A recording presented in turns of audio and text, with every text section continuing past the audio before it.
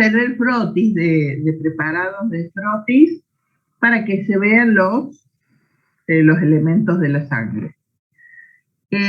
Cuando lo estudian tienen que estudiar, bueno, la característica, cómo está compuesto, cuáles son los elementos de la sangre, ¿sí? Un poco de la línea de la fabricación de hematopoiesis, cómo se diferencian las células, y un poco de embriología. Bueno, como es un tejido, característica distinta que un tejido líquido, es muy accesible estudiar, uno puede contar las células, cosas que no hace en otros preparados, sino ahí prepara histológicamente. Bueno, acá podemos contar cuántos glóbulos rojos, cuántos blancos, etc. Es muy fácil, o sea, uno puede tener muestras aquí ya todo el tiempo, digamos. Y la coloración es un poquito diferente, pero en lugar de hematoxilina eosina es la Biogrunwald Giemsa o Giemsa. La cosa es que tiene un azul, que en lugar de hematoxilina es azul de metileno, y la eosina es lo mismo, ¿sí? El hematocrito, si uno centrifuga un volumen de sangre, ¿sí? Lo pone en un tubito y lo hace dar vueltas, la parte más pesada, que la mayoría son glóbulos rojos, es lo que llamamos hematocrito. Sobre el plasma va a estar en suspensión lo que normalmente están las proteínas, los minerales, etc. Bueno, conteo de células, esto es lo moderno, digamos, ¿no? Antes era mano, ahora uno lo pone y en 5 segundos ya tiene toda la cantidad de glóbulos rojos, si son grandes, si son chiquitos, la cantidad de glóbulos blancos y más o menos la fórmula, ¿sí? Estos contadores ya te largan una fórmula aproximada, o sea, qué cantidad de neutrófilos, linfocitos, monocitos, eosinófilos hay dentro de los glóbulos blancos y el recuento total de plaquetas. La médula se obtiene muchas veces por punción de la cresta ilíaca posterior-superior, ¿sí? Con un poquito de anestesia local, o sea que es un tejido fácilmente analizable, digamos, para los hematólogos. Y lo que hacemos es extender una gota de sangre o de médula, se estira con un extensor y después se colorea, que se colorea en 20 minutos, ¿sí? Y lo que vemos es esto. Si estamos contando en sangre, o sea, el número de células nos lo da, que es muy importante, el Hulder. Y si queremos ver, también nos larga por ejemplo, de los glóbulos blancos, la fórmula aproximada, pero a veces uno la tiene que corroborar, y entonces va a ver los glóbulos rojos, ¿sí? Pequeños de 7 micras, con un área central clara y que no tienen núcleos, son las más abundantes. Después otras células con núcleos, algunos núcleos son polilobulados como este y tienen gránulos en el citoplasma, ¿sí? Son los granulocitos. Y después otras células que no tienen gránulos en el citoplasma y generalmente tienen un núcleo redondeado o escotado, pero no tiene esos lóbulos tan marcados. Esos son los linfocitos o monocitos. Y después estos elementos chiquititos, que son las plaquetas. Esto es un frotis de sangre periférica. Podemos hacer un frotis de médula para verlo todo esto, pero ahí vamos a ver los precursores de glóbulos rojos, los precursores de glóbulos blancos y los precursores de plaquetas. En la médula. Bueno, el glóbulo rojo es una cuasicélula, porque ya no tiene núcleo, no tiene organela, es membrana y hemoglobina y algunas enzimas lisosomales. El secreto de esto está en el contenido de hemoglobina y la característica de la hemoglobina, para que sea normal, que no precipite, como ocurre en las hemoglobinopatías, y que la membrana sea, por la característica que tiene, bien armada, de forma que le permite la flexibilidad para pasar por los capilares. Esa forma bicóncava, ¿sí? Que le va a permitir, o sea, en los capilares, cuando estudiemos capilares, vamos a ver que por el capilar pasan los glóbulos rojos de a uno. O sea, el diámetro de un capilar es el diámetro de un glóbulo rojo. Y esa forma bicóncava hace que si el capilar es un poquito más chiquito, se haga un movimiento, se pueda como flexionar y pasar fácilmente. Dijimos que hay una membrana que tiene todas esas características que le permiten esa forma tan bicóncava y flexible. La hemoglobina, que la hemoglobina más común en el adulto es la de tipo A. Hay una pequeña cantidad de hemoglobina A2 y de hemoglobina fetal mínima. ¿Sí? Esta composición cambia, por supuesto, en un recién nacido que nace más que nada todo con hemoglobina fetal y rápidamente la empieza a cambiar. Y después las enzimas que todavía le permiten algún grado de metabolismo en el citoplasma. Valores de los glóbulos rojos. Alrededor de 5 millones. ¿Sí? Menos en la mujer, más en el varón, por una cuestión hormonal. Hay tablas para edad, sexo, etcétera, así que, bueno, pero más o menos la cantidad está en millones por milímetro cúbico. El concentrado de hemoglobina también hay tablas, pero están más o menos alrededor de 13 en el hombre, promedio 13, 14, y 13 o 12 en la mujer. Profe, disculpe, hay un compañero en sala de espera, Ah, avisó recién. a ver, tengo que dejar. ¿Quién será?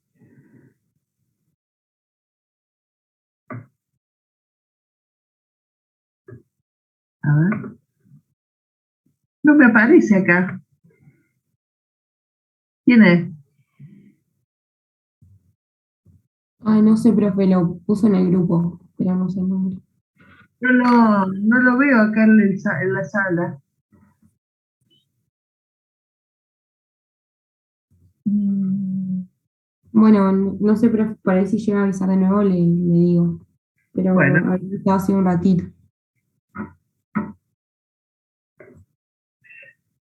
bueno, bueno, volvemos al tema. La membrana, ¿sí? Es una membrana como cualquiera, pero por dentro tiene como un enrejado de espectrina, que es una proteína fibrosa que le hace como una redecilla que se ancla cada tanto en la membrana y forma como un cuadriculado, y esto se llama el citoesqueleto de la membrana del glóbulo rojo y hace que tenga esa propiedad, que es muy importante, porque cuando fallan esto, tenemos las esferocitosis, las eliptocitosis, es decir, tenemos glóbulos rojos distintos, o más redonditos, más esféricos, o más alargados, y esos, cuando pasan por los capilares, se quedan ahí medio atrapados y suelen romperse. Entonces tenemos una anemia por destrucción de glóbulos rojos. O sea, la estructura de la membrana es muy importante para que no haya patología. En la membrana además están los azúcares que determinan los grupos sanguíneos, ¿sí? Tenemos una molécula en común, que es esta, que sería el antígeno cero, O, y después, si acá tenemos una N-acetilgalactosamina, será un grupo A, o B, o AB, ¿sí? Bueno, y la hemoglobina, no sé qué dice acá. Bueno, los voy a...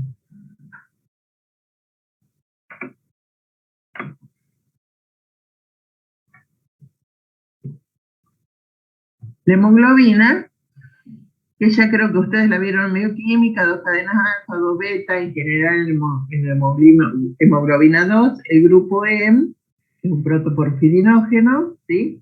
Y en el centro el hierro. Bueno, la composición de las distintas hemoglobinas, eso no tiene mayor importancia para esta materia, digamos, no lo van a ver en física. En la sangre, entonces, vamos a ver, glóbulos rojos. Algunos glóbulos, células con núcleo, ya esos son los glóbulos blancos. Y de esos vamos a tener algunos que tienen esta forma de núcleo bilobulado y con gránulos. Acá tenemos otra célula muy granular, o sea, es un granulocito, pero es diferente a este. Este es un basófilo, los gránulos del los basófilos lo que tiene es que no se los ve casi nunca, o sea, como es el 0,5% de la fórmula leucocitaria, habría que ver 200 células, glóbulos blancos para ver un basófilo. Salvo en algunas enfermedades raras, es poco común de ver. O sea, pero cuando uno lo ve, tienen unos gránulos tan gordos y azules que no se lo olvida más. Esto es un monocito, ¿sí? Célula grande con un núcleo que no tiene lóbulos, tampoco tiene muchos gránulos, ¿sí? Y el aspecto de un monocito. De los leucocitos dijimos que el valor más o menos está alrededor de 5 o 6 mil hasta 10 mil, ¿sí? Si tenemos mucho, es un problema, generalmente puede ser un problema infeccioso. Si tenemos poco, ahí es un problema porque estamos predispuestos a infectar. O sea, no tenemos la primera línea de defensa de los blancos, ¿no? En un adulto, la mayor parte del 100% de las células que veamos van a ser neutrófilos, ¿sí? Y linfocitos, un 30%. Al revés, en un niño muy pequeño, un año, la mayoría son linfocitos, 60%, y por ahí un 30% de neutrófilos. Porque el niño está haciendo todo este circuito de educando su sistema inmunológico, entonces hay mucho más linfocitos, está mucho más desarrollado el sistema inmune con los linfocitos en los niños pequeños. Después eosinófilo 4%, monocitos 4,5%. Este monocito, acuérdense, este es fagocito, ¿sí? Esta es parte de la inmunidad adquirida, ¿sí? Los monocitos son fagocitos y presentadores de antígenos. Los eosinófilos combaten los parásitos, ¿sí? Y están muy aumentados en las reacciones alérgicas, y los basófilos en general lo que tienen son los gránulos que desencadenan la inflamación, ¿sí? O intervienen esas reacciones como la urticaria, porque se degranulan muy rápido, la urticaria, las reacciones alérgicas por picadura de insecto, de penicilina, etc. Bueno, volviendo a la función, neutrófilo fagocito, núcleo bien lobulado, 3, 4 lóbulos, gránulos en el citoplasma, pero gránulos que no se tiñen preferentemente ni con la eosina, como en el caso del eosinófilo, ni con el azul de metileno, como en los basófilos. Acá se ve claramente que es un ni, digamos, ni mucho de uno ni mucho de otro, neutrófilo. El eosinófilo suelen tener 2 lóbulos los núcleos, pero pueden tener más. Y los gránulos característicamente son bien eosinófilos, bien gorditos y rojos. Los basófilos, gorditos y azules. El neutrófilo, que es el que más vamos a ver en un crotis, tiene esta forma de núcleo, ¿sí? Y de granulitos pequeños, finitos, delicaditos ahí en el citoplasma. Los leucocitos circulan, pero su finalidad es en algún momento ir al tejido conectivo, sobre todo si hay un proceso infeccioso inflamatorio. O sea, cuando eso ocurre, el endotelio le muestra señales que acá abajo está pasando algo, y suelen ser moléculas de selectina, ¿sí?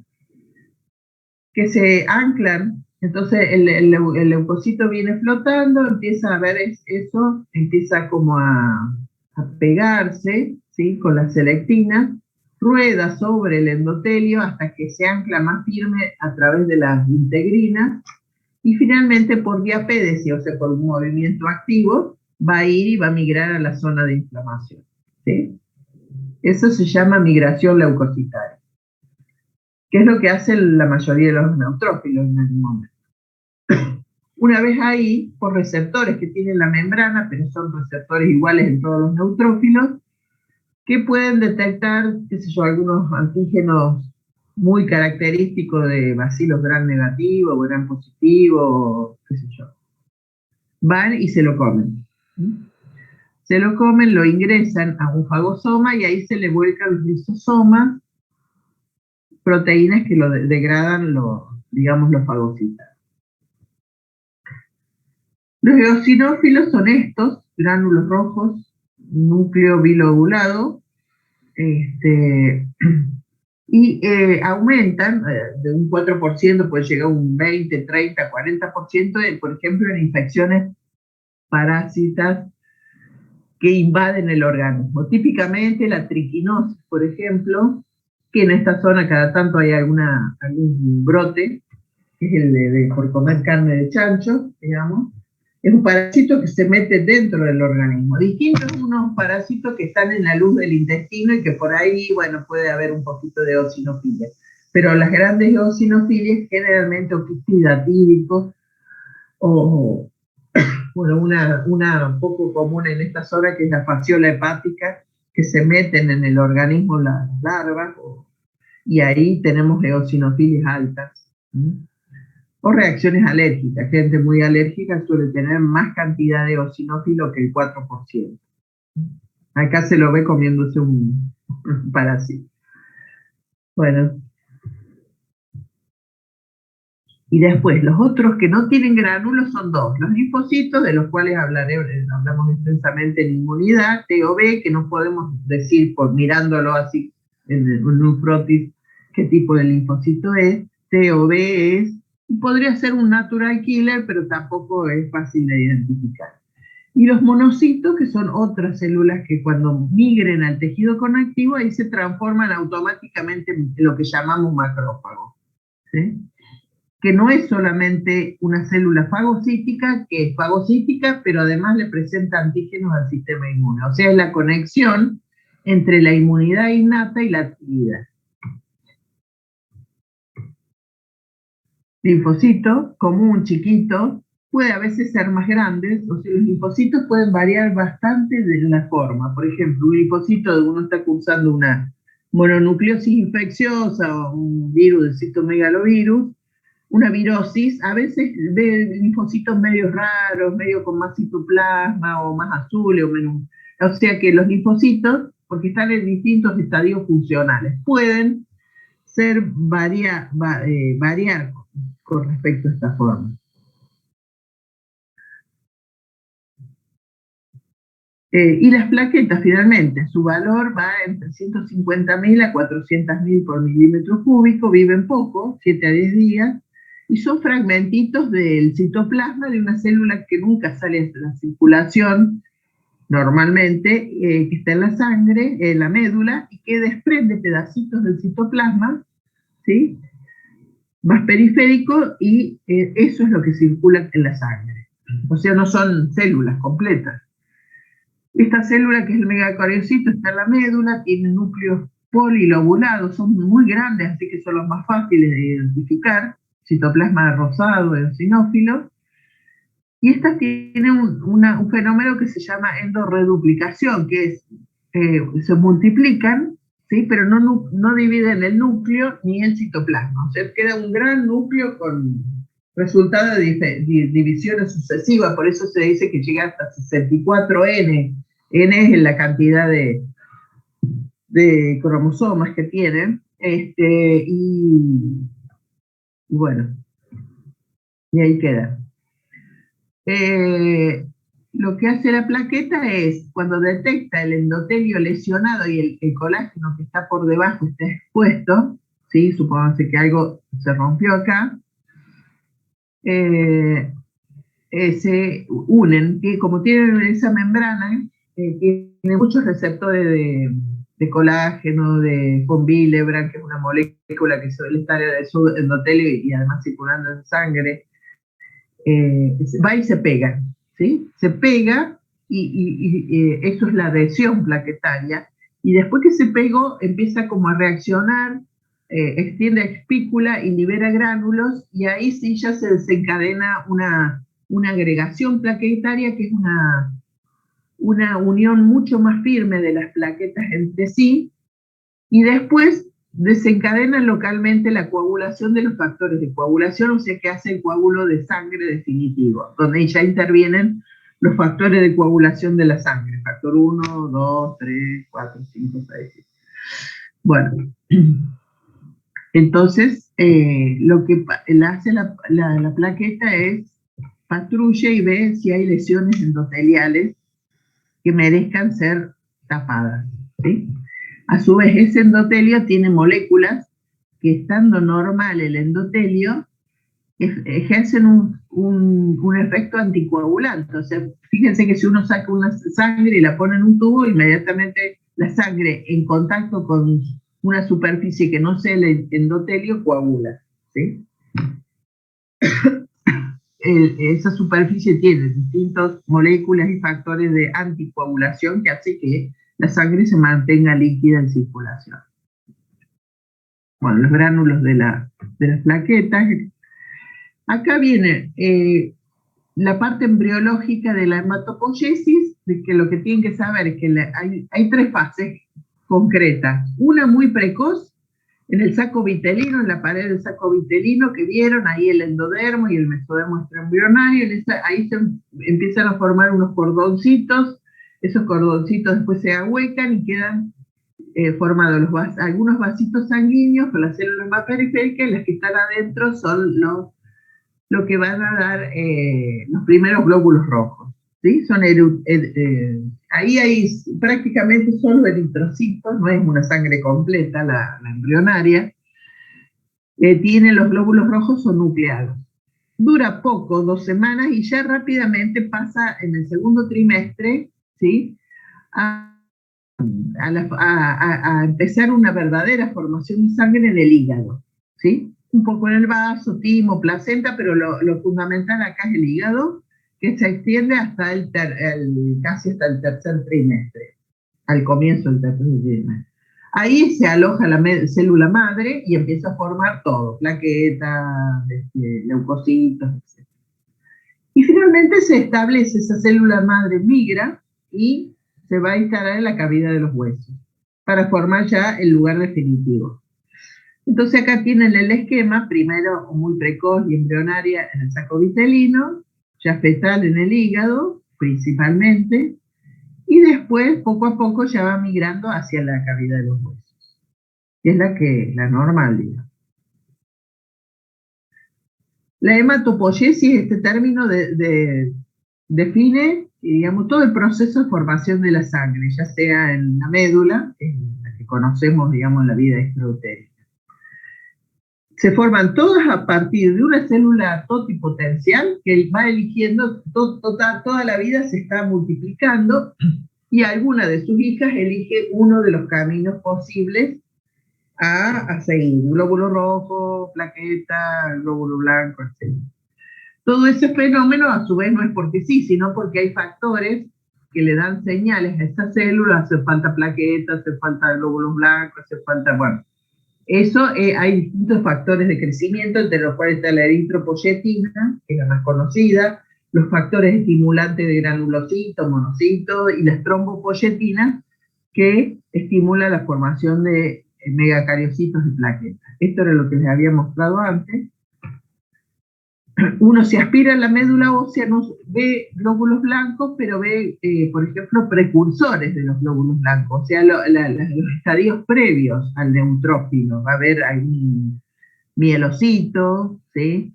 Un metamielocito, ya tienen los gránulos específicos, ¿sí? Ahora, si viera un mieloblasto, que es la célula más inmadura, todavía no sabría esa célula mieloide que va a tener, si va a ser un eosinófilo, un basófilo o un neutrófilo.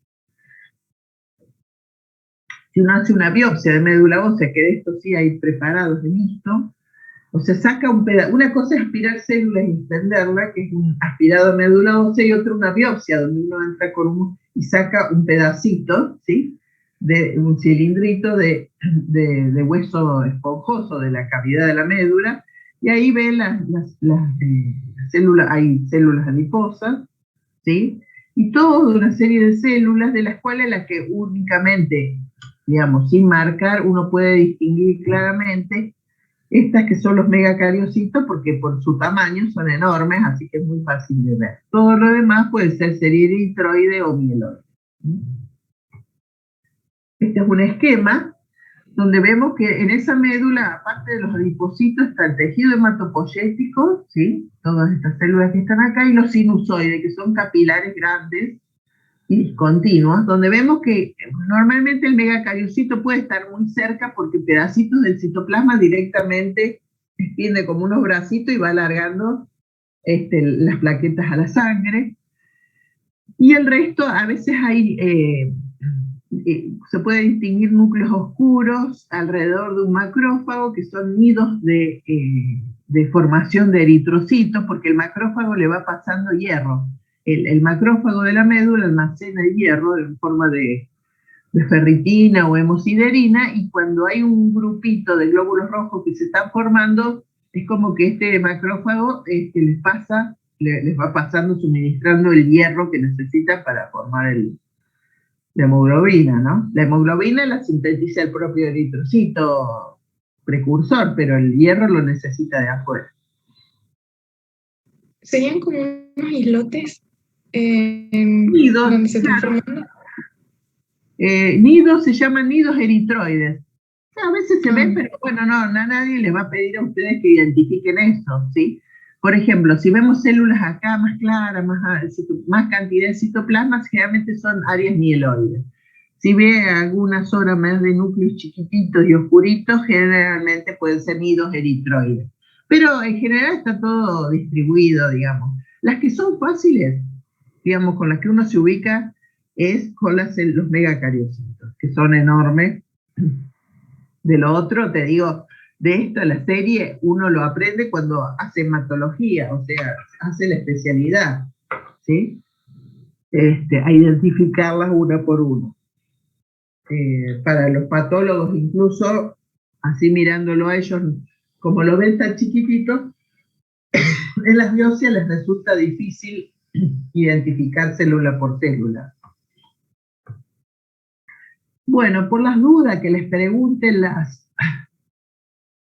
la línea, digamos, la célula más inmadura de la formación de plaquetas es un megacardioblasto. Siempre es, la palabra blasto indica algo muy inmaduro. Después empieza a multiplicarse, a agrandarse, a multiplicar el núcleo, promegacariocito, megacariocito, y después el megacariocito, que es el que vimos recién, y el que libera las plaquetas.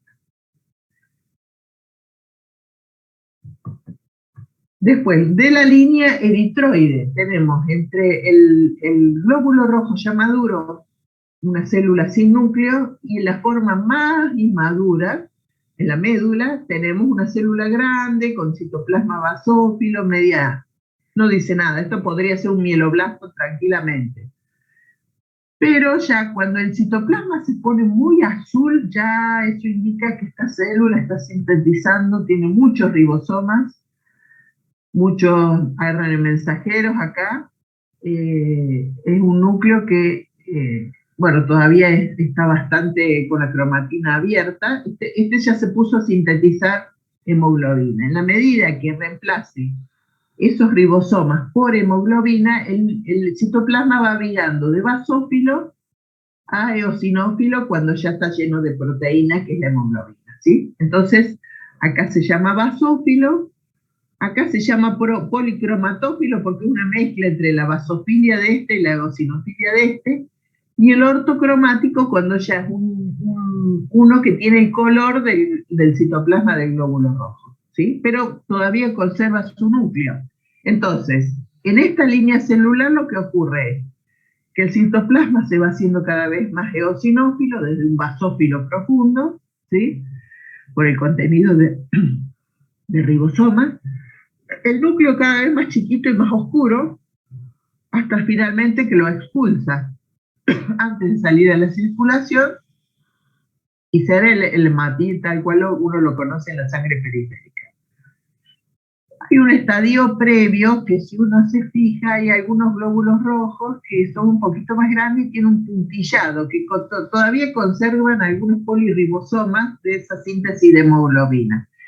Estos reticulocitos, que se llaman así, circulan y son muy importantes para categorizar después de ustedes anemia. O sea, una anemia, supongo de un paciente que tiene 4 gramos de hemoglobina, muy bajo, un tercio de lo normal, y no tiene reticulocitos ya en sangre periférica, uno pide el recuento, ya sabe que esa anemia es arregenerativa, o sea, una anemia que, además de estar anémico, no está siendo capaz de fabricar en la médula ósea glóbulos rojos nuevos. O sea, el recuento de reticulocitos bajo a nosotros nos que acá hay un problema en la fábrica, digamos.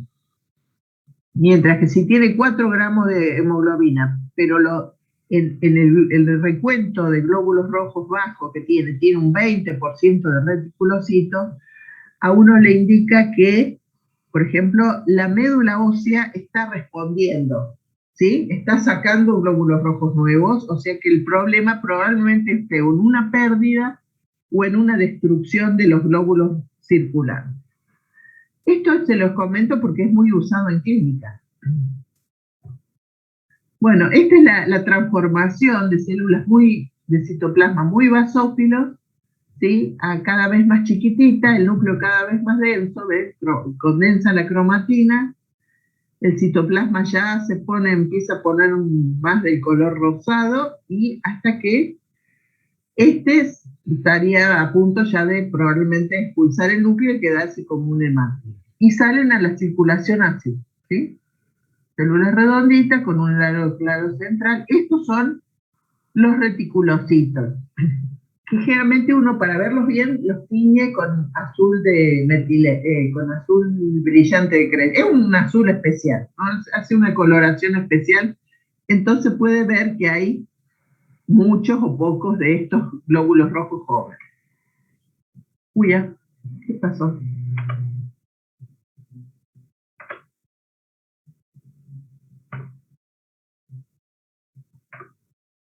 Hola, ¿me escuchan o se me cortó?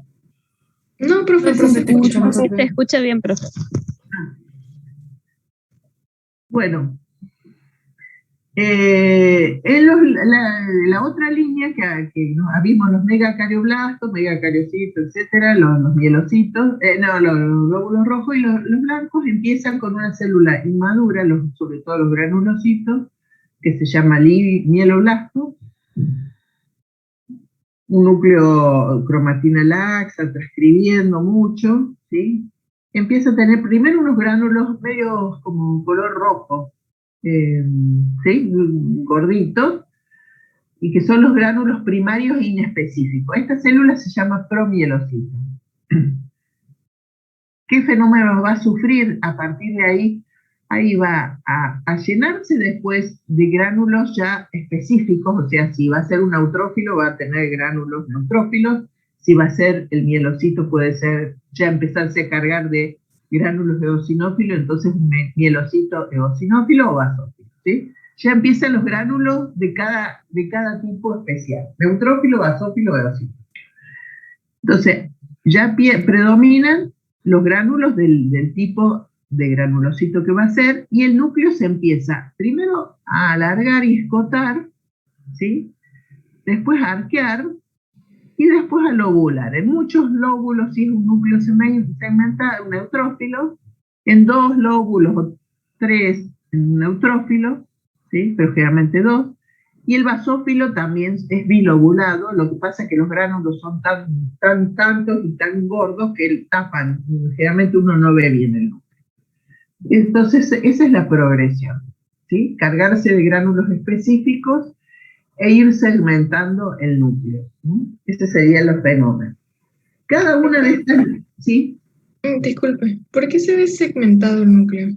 ¿Tiene alguna función particular o No, no? no, es un núcleo de una célula que ya no... Ven que los núcleos son bastante compactos, una cromatina compacta, quiere decir que ya es una célula que no va a transcribir mucho, ¿sí? ¿Por qué tiene esa forma? En realidad no sé. No. Nunca leí por qué un monocito no lo tiene mucho más en forma de riñón, por qué. No. Bueno, gracias, profe. Lo que interesante, porque la verdad que nunca escuché ninguna referencia con respecto a eso. Cada línea celular tiene su factor de crecimiento. Es importante que usted recuerde la eritropoyetina del glóbulo rojo, porque además la eritropoyetina se fabrica en otro lado, nada que ver, que es el riñón. Viaja y estimula la médula ósea. Y además existe farmacológicamente. O sea, en un paciente con una insuficiencia renal que ya no fabrica eritropoyetina, lo que tiene es una anemia porque le falta el factor de crecimiento de los eritrocitos. Entonces lo que se hace es darle normalmente eritropoyetina. Uno le puede dar, ya existe farmacológica, digamos como medicamento, la eritropoyetina. Con las trombopoyetinas pasa lo mismo, en algunas formas de pocas plaquetas, de enfermedades con pocas plaquetas, uno puede dar trombopoyetinas para estimular la línea de los megacariocitos. Y con los factores estimulantes de colonia, de la línea monocítica macrofágica o granulocítica, existen también, por ejemplo, después de las quimioterapias muy intensas, que el paciente se queda sin glóbulos blancos, uno puede acortar los días en los que está con muy pocos glóbulos blancos, dándole vacunitas que tienen factores estimulantes de glóbulos blancos. Bueno, esta sería la forma de un promielocito. Ven que es una célula grande, todavía el núcleo redondeado, lleno de gránulos, pero todavía no se puede definir qué tipo si va a ser un eutrófilo, un eosinófilo, un basófilo. Los promielocitos todavía hay gránulos, pero todavía son muy indeterminados. Bueno, a ver, creo que nada más.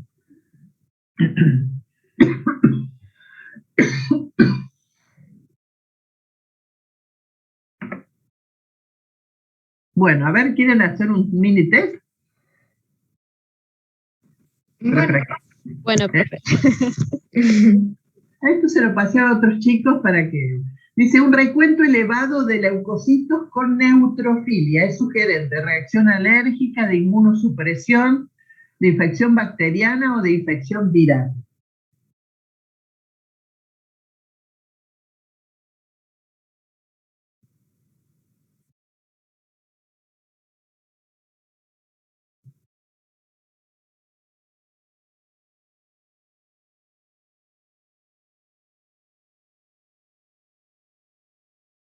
Neutrofilia es que aumentaron mucho los neutrófilos. ¿Puede ser una infección bacteriana? Claro. Generalmente, cuando tenés una neumonía, tenés a lo mejor 15.000 blancos con un 70% o 80% de neutrófilos. Una apendicitis, una neumonía, generalmente a las bacterias responde en primera línea los neutrófilos. A veces, si tuvieras una reacción alérgica, podrían aumentar los eosinófilos, ¿sí? Inmunosupresión no, porque no es otro problema, digamos. Inmunosupresión vos podés tenés pocos neutrófilos, o tenés pocos linfocitos, o sea, pocos, en general hay pocos. Infección viral, ahí a los virus, digamos, van preferentemente en ataque, digamos, los linfocitos. Mononucleosis, citomegalovirus, qué sé yo. Varias infecciones virales pueden aumentar los linfocitos. Dice, la célula madre de la médula ósea se replica a lo largo de toda la vida, tiene una vida media de 120 días, da origen a los osteoclastos, ninguna es correcta. ¿Se replica a lo largo de toda la vida? Se replica a lo largo de toda la vida, sí. Y acá me faltó uno, que sería que A y C, porque los osteoclastos, ¿por qué piensa que puede ser originarse en la célula madre de la médula ósea? Yo cuando leí el capítulo para el primer parcial de tejido óseo decía que los osteoclastos tenían otro origen y eran las células hematopoyéticas, algo así. Claro, porque, a ver, osteoclasto, ¿qué hace el osteoclasto? Fagocita, ¿sí? Come hueso. El osteoclasto está emparentado, digamos, con esa familia que llamamos monocítico-macrofágica, donde tenemos el monocito que circula, el monocito que entró al tejido conectivo y se transformó en macrófago, que es la misma célula. En la célula del hígado, que es la célula de Kupffer, que es el macrófago de los sinusoides del hígado. Todavía no vieron pulmón, pero van a ver que hay macrófagos alveolares, que patrullan la luz de los alveolos ahí buscando si algo entró, una partícula de carbón, una bacteria. Todos son macrófagos, La célula de la microglía del cerebro. Acuérdense que la glía tenía origen en la célula del tubo, digamos, del neuroepitelio, pero había la microglía, que es como la célula inmune del cerebro, la que, digamos, sería el macrófago del cerebro, es la microglía. En el hueso, ¿sí? El osteoclasto deriva, digamos, en una función emparentada con comer, digamos, fagocitar, es de la misma familia de ese sistema que en algunos lugares, creo que en alguna parte del libro le llama, bueno, no solamente el libro, se lo conoce como monocítico macrofágico, como familia de células que parecen algunas más cercanas, entre un macrófago alveolar y un monocito, hay parecido, digamos, son parecidas, pero otras que derivan del mismo origen y que hacen funciones parecidas, pero por ahí uno no las asociaría, ¿sí? A ver, un varón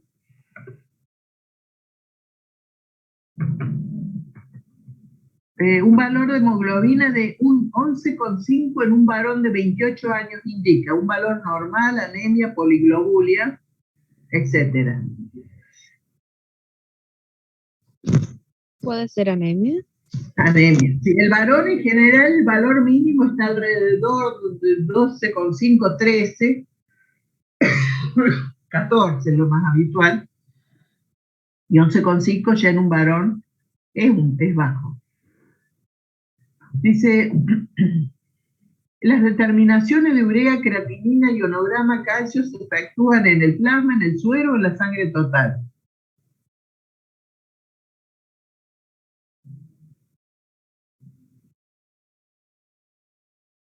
¿Puede ser en plasma?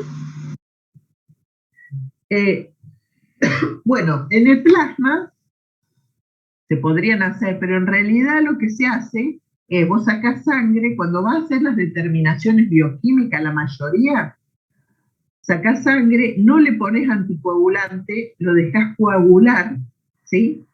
Y lo que sobrenada, o sea, sería el plasma sin ya los factores de coagulación, es el suero. Y en el suero, en general, vos hacés la determinación de la mayoría de laboratorio común. Obviamente un hemograma lo haces sobre sangre anticoagulada. Un estudio de coagulación, no. La anticoagulás y después le desencadenas la coagulación y medís el tiempo. Pero la glucosa, la urea, la mayoría de los análisis se hacen sobre determinaciones séricas. Esto es para que entiendan la diferencia entre plasma y suero. Que plasma es la porción de plasma dentro de un volumen de sangre, que la sangre no se ha coagulado, o sea que conserva, además de todo lo que normalmente tiene los factores de coagulación, y el suero es cuando ya la hiciste coagular y desprende el líquido que parece plasma, pero en realidad es suero, o sea que no tiene las proteínas de coagulación. La forma del eritrocito está dada por el contenido de hemoglobina, por la estructura de la membrana o por la velocidad del flujo a nivel capilar. La estructura de su membrana. Claro. Dice, el tipo más abundante de hemoglobina del adulto es A2, F, A o S. Ah, ¿Está bien? Bueno, esta es la secuencia de maduración del neutrófilo, es promielocito, mieloblasto, mielocito, neutrófilo encallado, neutrófilo. A ver, ¿cuál les parece que puede ser? Tiene que empezar con promielocitos, sí o sí. ¿La primera? En realidad la más inmadura es el mieloblasto. Ah.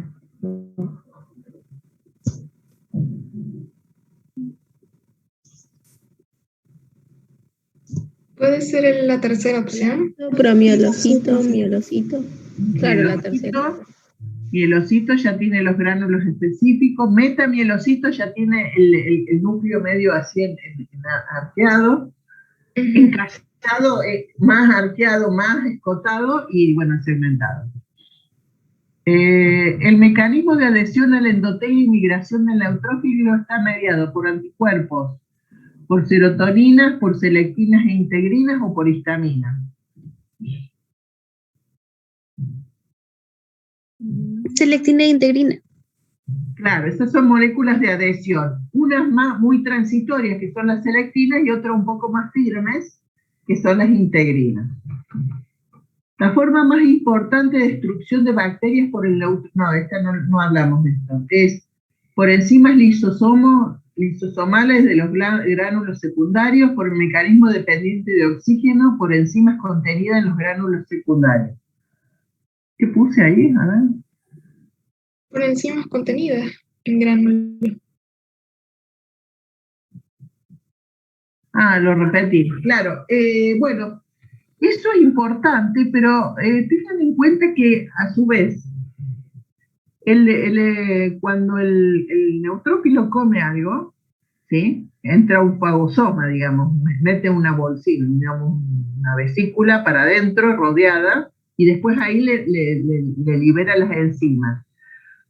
Pero existe un fenómeno que se llama la explosión respiratoria de los neutrófilos, que al comer e ingresar ya una cosa extraña, sufre como un aumento del metabolismo. Entra glucosa mucha y atrae oxígeno, digamos, aumenta su respiración, digamos, entra mucho más oxígeno. Ese oxígeno, hay una serie de enzimas que van a generar moléculas de oxígenos reactivos que se llaman, ¿sí? Que oxidan las paredes de la membrana de la bacteria, ¿sí?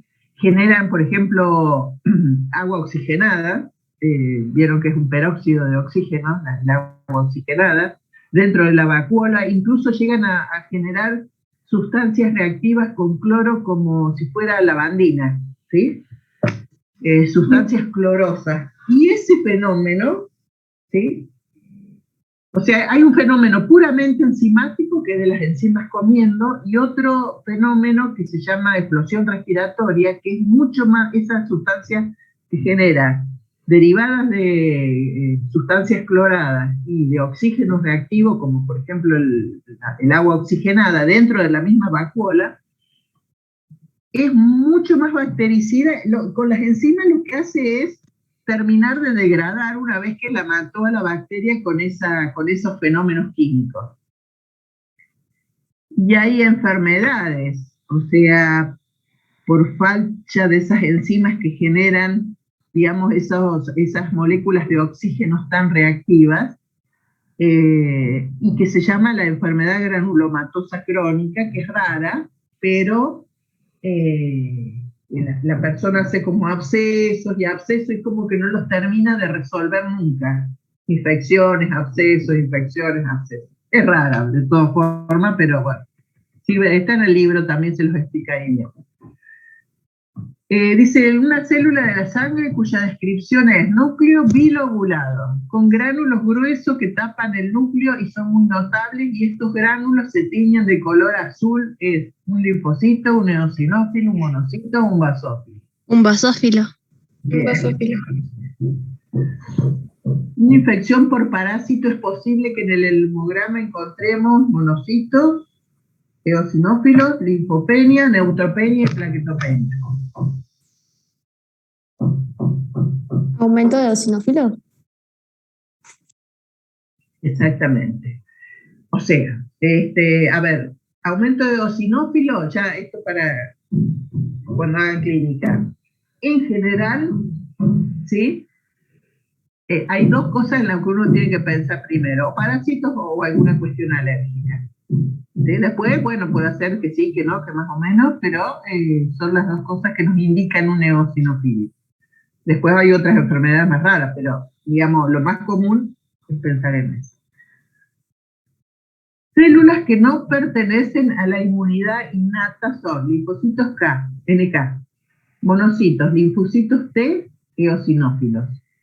¿Linfocitos T? Linfocitos T. Un bebé de 6 meses tiene un recuento de 7.000 glóbulos blancos con 55% de linfocitos. ¿Es normal? ¿Tiene una infección por virus? ¿Tiene linfopenia?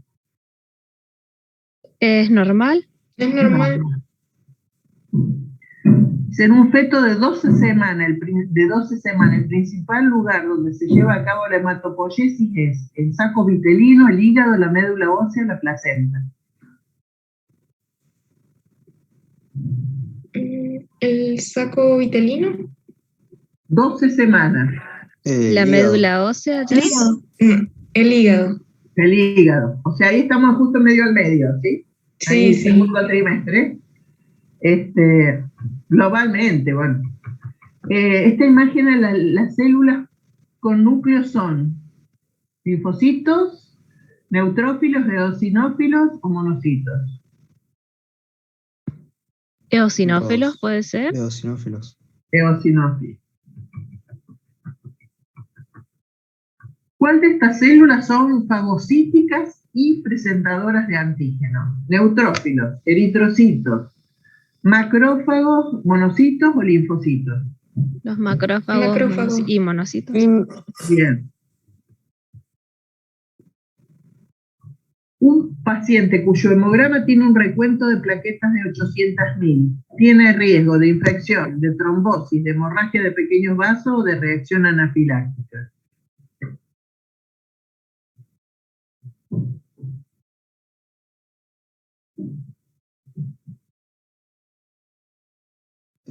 ¿Podría ser hemorragia de pequeños vasos?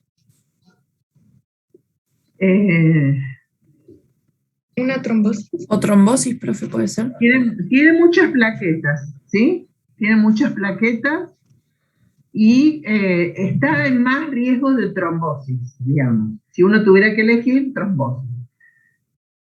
Eso no, pero lo que vos decís no está lejos de la razón, porque todo en medicina, por ejemplo, un paciente que tenga 1,5 millones de plaquetas está en riesgo de trombosis, pero paradójicamente a veces también está en riesgo de hemorragia. Cuando ya las plaquetas ya se fueron de mambo totalmente más allá del 1.000.000, a veces ya son enfermedades por exceso de producción y tienen otra, como una leucemia sería, pero de plaquetas, pero ahí tienen riesgo de hemorragia porque suelen no ser plaquetas funcionantes. Pero en este rango, en general, predomina más riesgo de trombosis, ¿sí? Porque hay muchas plaquetas, digamos, porque dice, ¿cuál es la primera elección que efectúa una célula madre de la médula ósea para diferenciarse? ¿Cuáles son las dos primeras opciones que tiene? Si va a ser progenitora linfoide o mieloide. Bien, claro, esa es la primera. Y después, dentro de la linfoide, T, B, N, K, bueno, el factor de crecimiento de la serie eritroide es...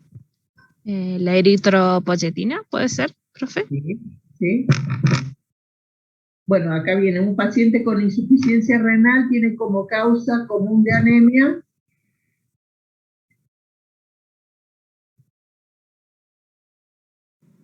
Que no va a producir la eritropoyetina y por ende no va a producir la cantidad de glóbulos rojos que necesita. Exacto, claro. ¿Cuáles son los eventos importantes? Bueno, en la maduración de la serie eritroide, esto es para que vean proeritroblasto, eritroblasto basófilo, ortocromático, policromatófilo, etcétera, etcétera. Bueno, seguimos la próxima. O sea, ustedes en esta ya vieron, déjenme repasar, ya vieron embrio cardiovascular, ¿lo vieron o histo? No, embrio.